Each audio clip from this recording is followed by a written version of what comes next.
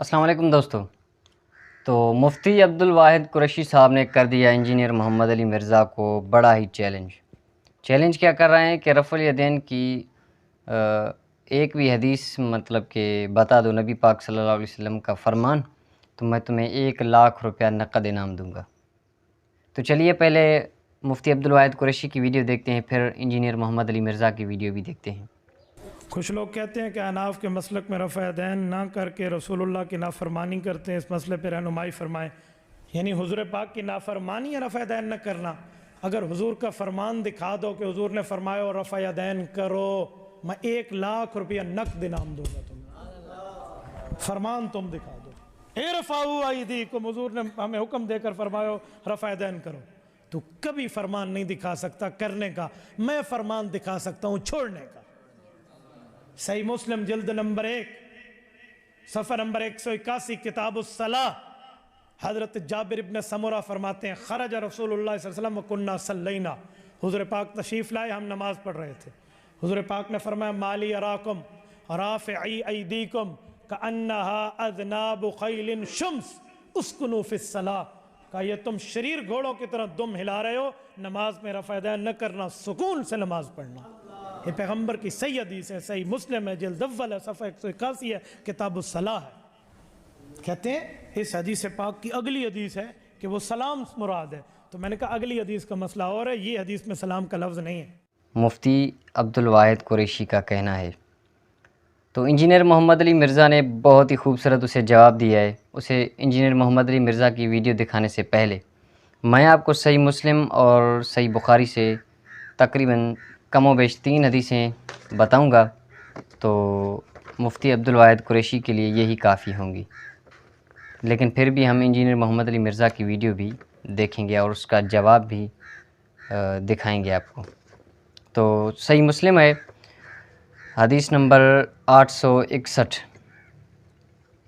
عبداللہ بن عمر سے روایت کی، انہوں نے کہا میں نے رسول اللہ صلی اللہ علیہ وسلم کو دیکھا جب آپ نماز شروع کرتے تو اپنے دونوں ہاتھ اٹھاتے حتیٰ کہ انہیں کندھوں کے برابر لے آتے، اور رکوع سے پہلے بھی اور اس وقت بھی جب رکوع سے سر اٹھاتے آپ 2 سجدوں کے درمیان انہیں نہ اٹھاتے. یہ حضرت عبداللہ بن عمر سے روایت ہے. اور مسلم کی 864 حدیث نمبر ہے، اور یہ حضرت مالک بن حویرث سے ہے. ابو قلابہ سے روایت ہے کہ انہوں نے حضرت مالک بن حویرث کو دیکھا جب وہ نماز پڑھتے تھے تو اللہ اکبر کہتے، پھر اپنے دونوں ہاتھ اٹھاتے، اور جب رکوع کرنا چاہتے تو اپنے دونوں ہاتھ اٹھاتے، اور جب رکوع سے اپنا سر اٹھاتے تو اپنے دونوں ہاتھ اٹھاتے. اور انہوں نے بتایا کہ رسول اللہ صلی اللہ علیہ وسلم ایسا ہی کیا کرتے تھے. تو دوستو ویسے تو صحیح مسلم میں اور بھی بہت سی حدیثیں ہیں، لیکن یہ 2 حدیثیں میں نے آپ کو بتائیں، اور آپ خود انصاف کیجئے گا کہ اس میں نبی پاک صلی اللہ علیہ وسلم کا فرمان ظاہری ہے. ویسے تو نبی صلی اللہ علیہ وسلم نے ایسے تو نہیں کہا کہ بھئی رفع یدین کرو، اور اس سے کہنے کی ضرورت ہی کیا تھی کہ اپنے منہ سے نبی پاک کہتے کہ بھئی رفع یدین کرو. تو چلو چھوڑو اس بات کو، اور صحیح بخاری کی حدیث نمبر 737 ہم آپ کو بتاتے ہیں. یہ بھی مالک بن حویرث سے ہے، جو آخر میں مسلمان ہوئے تھے فتح مکہ کے بعد والے. مالک بن حویرث جب نماز شروع کرتے تو تکبیر تحریمہ کے ساتھ رفع یدین کرتے، پھر جب رکوع میں جاتے اس وقت بھی رفع یدین کرتے، اور جب رکوع سے سر اٹھاتے تب بھی کرتے. اور انہوں نے بیان کیا کہ رسول اللہ صلی اللہ علیہ وسلم بھی اسی طرح ہی کیا کرتے تھے. تو پہلے تو مفتی عبدالواحد قریشی صاحب کو میرا یہ کہنا ہے کہ آپ پہلے بھائی صحیح حدیثیں پڑھیں. آپ ایک حدیث کا کہہ رہے ہیں، وہ بھی اس حدیث میں صرف وہ جب عطیات میں بیٹھتے ہیں نا اس وقت تو نبی صلی اللہ علیہ وسلم نے منع کیا ہے کہ ہاتھ مت اٹھاؤ. لیکن یہ مفتی عبدالواحد قریشی صاحب تو کہہ رہے ہیں کہ بھئی رفع یدین کا ہی منع کر دیا. رفع یدین کو رفع یدین تو نماز کا حسن ہے بھئی. ہم رفع الیدین کی حدیثیں بیان کر رہے ہوتے ہیں، یہ کہتے ہیں جی وہ پھر کیوں کیا جاتا ہے کہ وہ بت رکھ کے آندے سن، وہ سرکار کو پتہ نہیں، سانوں نہیں پتہ کیوں کیا جاتا ہے. اور بیان کرنے والے بھی ان ناسکے نے. جب سے ہم نے کہا کہ کوئی جھوٹی حدیث ہی سنا دیں، ضعیف چھوڑ دیں، جھوٹی حدیث کسی کتاب میں لکھی ہو یعنی انگوٹھے چومنے والی جھوٹی حدیثیں ہیں، لیکن کہیں لکھی ہوئی ہے موضوعات شریف میں، وہ گھڑی ہوئی حدیثوں کے اوپر جو کتاب لکھی ہے نا، ابن جوزی نے بھی لکھی، ملا علی قاری نے بھی لکھی، اور لوگوں نے بھی، کہ بڑی بڑی گھڑی ہوئی حدیثیں کون سی ہیں، لیکن یہ بغلوں میں بت رکھنے والی تو کوئی گھڑی ہوئی حدیث بھی نہیں ہے، اور پبلک کے اندر مشہور ہے۔ پھر ہمیں بتانا پڑتا ہے کہ بھائی رفع الیدین تو نماز کا حسن ہے، حضور نے حکم دیا ہے جی، حکم کتنے ہے؟ اور ایک وہ دیوبندیوں کا مولوی ہے، وہ اس کا نام رکھا ہے دلیل کا بے تاج بادشاہ، اس کے تاج کے ساتھ جو میں نے کر دیا ہوا ہے نا، وہ کہتا ہے جی میں اتنے لاکھ انعام دوں گا کوئی رفع الیدین کا حکم دکھا دے۔ سرکار ہم انعام نہیں لیتے، آپ سے آپ کی آخرت کا سوال کرتے ہیں کہ توبہ کریں اپنے اس جھوٹ کے اوپر۔ ہم دکھاتے ہیں رفع الیدین کا حکم بخاری مسلم سے، لیکن پہلے آپ بات کو سمجھیں، یہ ایک مقدمہ ہے۔ صحیح بخاری اور مسلم کی متفقن علیہ حدیث ہے، نبی علیہ السلام نے فرمایا اللہ نے مجھے جوامع کلمات کے ساتھ بھیجا ہے، میں بات مختصر کرتا ہوں اور مفہوم گہرا۔ بخاری مسلم دونوں میں حدیث ہے، انما الاعمال بالنیات، اعمال کا دار و مدار تو صرف نیتوں کے اوپر ہے۔ اب یہ ایک جملہ ہے، اس کے اوپر پوری کتاب لکھی جا سکتی ہے، یہ ہے جوامع کلمات، اس کو آپ ذہن میں رکھیں۔ اب آ جائیں بخاری مسلم دونوں میں حدیث ہے، مالک بن حویرث کہتے ہیں رضی اللہ تعالیٰ عنہ علیہ السلام، ہم چند نوجوان تھے، 20 دن کے لیے حضور کے پاس گئے، مہمان بن گئے۔ حضور کی وفات سے 1-1.5 سال پہلے غزوہ تبوک کے موقع پر مسجد نبوی میں ٹھہرے 20 دن تک، آپ کے صبح و شام آبزرو کیے۔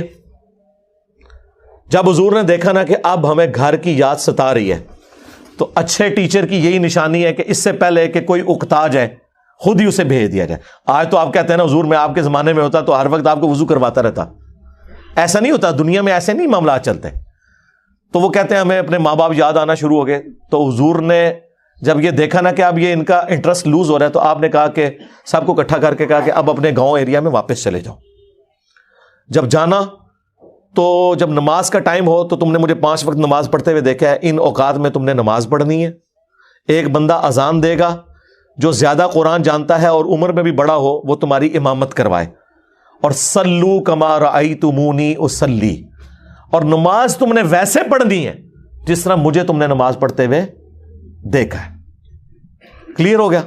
یہ جملہ آپ کسی انٹرنیشنل عدالت میں بھی لے جائیں تو وہ آپ کے علماء کی جہالت کے اوپر ہنسیں گے کہ اس کے بعد رسول اللہ کو یہ کہنے کی ضرورت ہے کہ جب نماز شروع کرنا تو ہاتھ کانوں تک اٹھانا، جب رکوع میں جانا تو ہاتھ کانوں تک اٹھانا، جب رکوع سے سر اٹھانا تو ہاتھ کانوں تک اٹھانا، سبحان ربی العظیم رکوع میں پڑھنا، سبحان ربی الاعلیٰ سجدے میں پڑھنا، فجر کے 2 فرض پڑھنا، زور کے، یہ سارا کچھ آپ کو کہنے کی ضرورت ہے جو لوگ 20 دن سے حضور کو دیکھ رہے ہیں۔ اس کے بعد صرف ایک ہماری ذمہ داری ہے کہ جس شخص کو حضور نے یہ کہا نا تم نے نماز ویسے اسٹیبلش کرنی ہے جس طرح مجھے تم نے دیکھا ہے، ہم اس شخص سے یہ بتا دیں کہ حضور کو نماز پڑھتے ہوئے اس نے کیسے دیکھا ہے، پھر کام ختم ہو گیا نا۔ رفع الیدین کا حکم آ جائے گا نا بیچ میں، جب آپ نے کہا تم نے نماز اس طرح پڑھنی ہے جس طرح مجھے پڑھتے ہوئے دیکھا، جوامع کلمات ہو گئے۔ تو سرکار مالک بن حویرث سے پوچھ لیں، بخاری مسلم دونوں میں موجود ہے کہ مالک بن حویرث رضی اللہ تعالیٰ عنہ کہتے ہیں کہ جب نبی علیہ السلام نماز شروع کرتے تو دونوں ہاتھ کانوں تک اٹھاتے۔ بخاری میں صرف ہے کہ اٹھاتے، مسلم میں ہے کانوں تک، اور بخاری میں عبداللہ بن عمر کی جو حدیث ہے اس میں ہے کندھوں تک، ہتھیلیاں کندھوں کی سیدھ میں، انگلیاں کانوں کی سیدھ میں، یا یوں بھی اٹھا سکتے ہیں، کانوں تک اٹھاتے، اور رکوع میں جاتے وقت کانوں تک اٹھاتے، اور رکوع سے سر اٹھاتے تو کانوں تک اٹھاتے۔ مالک بن حویرث خود نماز کا طریقہ سکھا رہے ہیں، بلکہ بخاری میں الفاظ ہیں، وہ کہتے ہیں نماز کا میرا ارادہ نہیں تھا، میں تمہیں نماز سکھانے کے لیے بتا رہا ہوں کہ میں نے نبی علیہ السلام کو اس طرح نماز پڑھتے ہوئے دیکھا ہے رفع الیدین کے ساتھ۔ اور ایون بخاری میں جلسہ استراحت آیا ہے کہ مالک بن حویرث پہلی اور تیسری رکعت میں اس وقت تک نہیں کھڑے ہوتے تھے دوسری اور چوتھی رکعت کے لیے جب تک بیٹھ نہ جائیں دوسرا سجدہ کر کے بھی۔ ویسے تو الگ سے بھی بخاری میں حکم ہے، نبی علیہ السلام نے ایک تیزی سے صحابی کو نماز پڑھتے ہوئے دیکھا تو فرمایا دوبارہ پڑھو، تم نے نماز نہیں پڑھی۔ 3 دفعہ ہوا تو چوتھی دفعہ آپ نے جب اس کو نماز کا طریقہ سکھایا تو اس میں آپ نے فرمایا پوری تفصیل کے ساتھ ہے.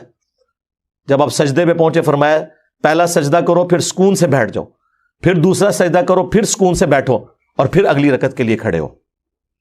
اس میں جلسہ استراحت کا ذکر موجود ہے. مالک بن حویرث کہتے ہیں میرا ارادہ نہیں تھا, میں صرف نماز سکھانے کے لیے تمہیں بتا رہا ہوں.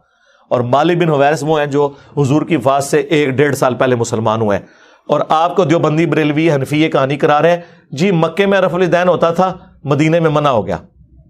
اور رفع الیدین کے جتنے راوی ہیں نا میجورٹی وہ ہیں جو فتح مکہ کے بعد مسلمان ہوئے ہیں. ہجرت مدینہ نہیں, فتح مکہ کے بعد 8 ہجری کے بعد. وائل بن حجر کی حدیث ہے مسلم شریف میں, ابو داؤد میں, بلکہ وائل بن حجر تو پھر 1 سال بعد ابو داؤد میں سنن نسائی میں آئے کہ دوبارہ آئے. وہ کہتے ہیں میں نے سردیوں میں دیکھا کہ صحابہ کرام چادروں کے اندر سے رفع الیدین کر رہے ہوتے تھے. اس سے یہ بھی مسئلہ پتہ چل گیا کہ چادر کے لیے ہاتھ باہر نکالنے کی ضرورت نہیں, اندر سے بھی رفع الیدین ہو سکتا ہے. 8 ہجری میں بندہ مسلمان ہو رہا ہے, 9 ہجری میں وہ دوبارہ سردیوں کے موسم میں حضور کی نماز دیکھنے کے لیے آیا مدینہ شریف, اور رفع الیدین سے پڑھتے ہوئے دیکھ رہا ہے. تو مسوخ کس ٹائم ہوا ہے؟ کوئی نہیں ہوا سرکار. سنی اور شیعہ دونوں قائل ہیں رکوع میں جاتے وقت, رکوع سے اٹھتے وقت, اور تیسری رکعت سے اٹھتے وقت رفع الیدین کرنے کے اوپر. یہ دلیل کے بے تاج بادشاہ جو ہے نا, ان کے تاج کی حقیقت یہ ہے جو میں آپ کو بتا رہا ہوں. یہ لوگوں کا علمی لیول ہے. جی رفع الیدین کا حکم دکھائیں, جی دکھا دیا. اب آپ کے پاس قیامت تک ٹائم ہے کہ آپ نے بتانا ہے کہ مالک بن حویرث نے یہ جو نعوذ باللہ غلط نماز سکھائی, کب انہوں نے توبہ کی یہ غلط نماز سکھانے سے, یہ ذرا آپ نے بتانا ہے. ابو حمید سعدی کی حدیث بخاری میں بھی ہے اور تفصیل کے ساتھ جامعہ ترمذی اور سنن نبی داؤد میں. 10 صحابہ کی موجودگی میں انہوں نے نماز کا طریقہ جب سکھایا تو باقی 10 لوگوں نے کہا کہ آپ تو بالکل اینڈ پہ مسلمان ہوئے ہیں. انہوں نے کہا کہ اس میں کوئی لڑائی جھگڑے والی بات نہیں, میں تمہارے سامنے نماز پڑھتا ہوں, اگر میں غلطی کروں مجھے بتا دینا. تو انہوں نے 10 صحابہ کی موجودگی میں نماز پڑھی. اس سے یہ بھی ثابت ہو گیا کہ وہ شخص نماز کا طریقہ بیان کر رہا تھا جو اینڈ پہ مسلمان ہوا, اور باقی صحابہ کہہ رہے ہیں تو بالکل آخر میں آیا. اور پھر جب وہ نماز کا طریقہ بتا چکے تو 10 نے بیک زبان کہا کہ آپ نے بالکل صحیح نماز پڑھی, رسول اللہ اسی طرح نماز پڑھا کرتے تھے. مراد یہ کہ حضور کی وفات کے بعد ذکر ہو رہا ہے, اور یہ ایٹ لیسٹ 30 سال بعد کا واقعہ ہے حضور کی وفات کے. فوراً بعد بھی کوئی فرق نہیں پڑتا.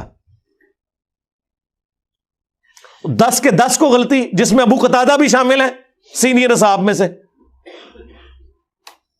اس میں انہوں نے رفع الیدین کا ذکر کیا ہے, جلسہ استراحت کا ذکر کیا ہے, تورک بیٹھنے کا ذکر کیا ہے. چوتھی رکعت میں بائیں سرین پہ بیٹھ کے دایاں یعنی پاؤں کھڑا کر کے اس کے نیچے سے بائیں پاؤں کو گزارنا. اور ابو داؤد میں تو الفاظ ہیں کہ جب نبی علیہ السلام نماز کا ارادہ کرتے تو نبی علیہ السلام قبلہ رخ کھڑے ہوتے اور اپنے ہاتھوں کو کندھوں تک بلند کرتے, یہاں تک کہ ہر ہڈی اپنی جگہ پر جب واپس آ جاتی پھر آپ قرات شروع کرتے. اس سے میں نے ثابت کیا کہ انہوں نے ہاتھ چھوڑ کے نماز پڑھی ہے, کیونکہ جب بھی کوئی نماز شروع کرنے کا ارادہ کرتا ہے تو ہاتھ باندھ کے نہیں نماز پڑھتا, یوں کھڑا ہوا ہے اور وہ نماز یوں شروع کرتا ہے اور ہر ہڈی اپنی جگہ پر واپس آ جاتی. یہاں موقع تھا وہ کہتے ہیں کہ ہر ہڈی دایاں ہاتھ بائیں پر آ جاتا, نہیں, انہوں نے کہا اپنی واپس اپنی جگہ پہ آ جاتی.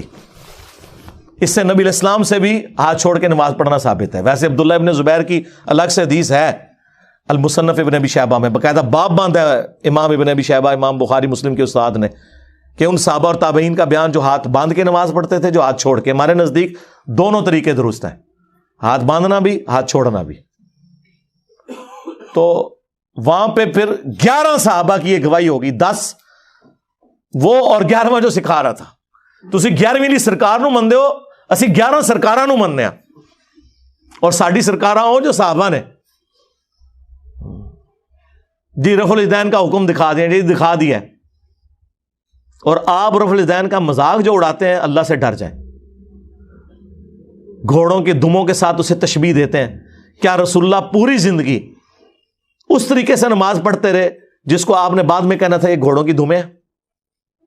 آپ خود سوچیں اغلن, کیونکہ میں نے تو ثابت کر دیا کہ حضور اپنی وفات سے 1 سال پہلے تک کر رہے ہیں.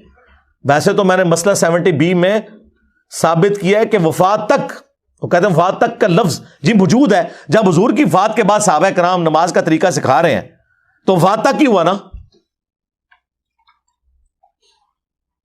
लॉजिकल है, ये तो नहीं कि मनसूख शुदा तरीका उन्होंने सिखाना था। बाकी तफसील वो देख लें, 2.25 घंटे का लेक्चर है।